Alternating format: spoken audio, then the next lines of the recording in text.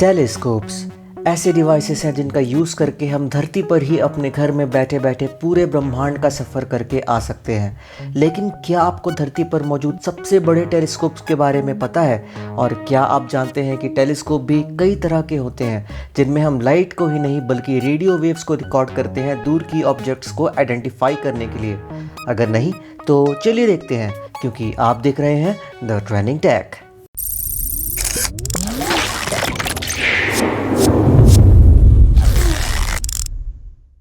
Humans हजारों सालों से आसमान की ओर देखते आ रहे हैं, क्योंकि हम एक बेहद ही क्यूरियस स्पीसीज़ हैं और हमें हर चीज़ के बारे में जानना होता है। और इसी अंडरस्टैंडिंग को बेहतर करने के लिए हमने डेवलप किया टेलीस्कोप्स को। और 16th सेंचुरी में ही गैलीलियो और न्यूटन के कंट्रीब्यूशन के बाद हमें पहली बार टेलीस्कोप्स के सही डिज़ाइंस मिले। फिर जैसे जैसे वक्त आगे बढ़ा हमने इनके डिज़ाइंस में चेंजेस किए और अलग अलग और कहीं ज़्यादा पावरफुल टेलीस्कोप्स को भी डेवलप किया।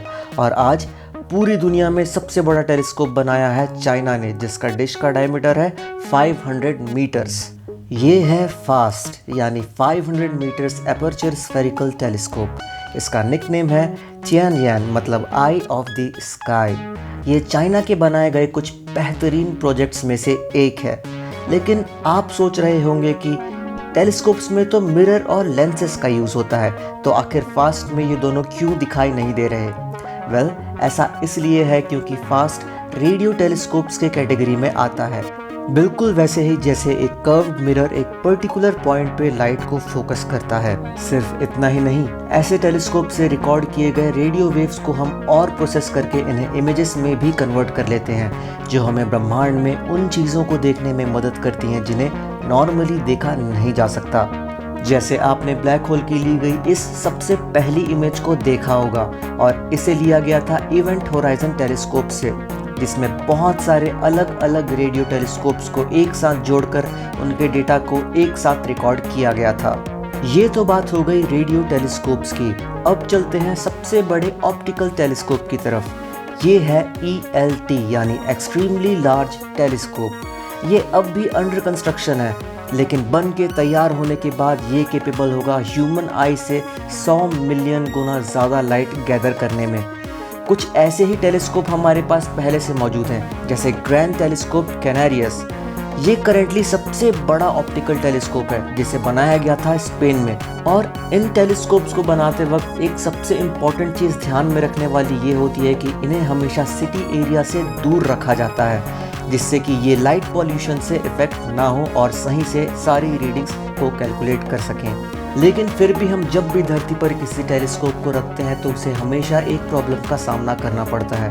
वो है धरती की खुद की इलेक्ट्रोमैग्नेटिक फील्ड, जो कि एक तरह का इंटरफेरेंस का काम करती है, और जिससे कि हमें अपने ग्राउंड बेस्ड टेलीस्कोप को बचाने के लिए कुछ स्पेशल कैलिब्रेशन करने पड़ते हैं। इसी प्रॉब्लम को ओवरकम करने के लिए हमने डिसाइड किया कि हम अपने टेलीस्कोप्स को स्पेस में भेजना शुरू करेंगे।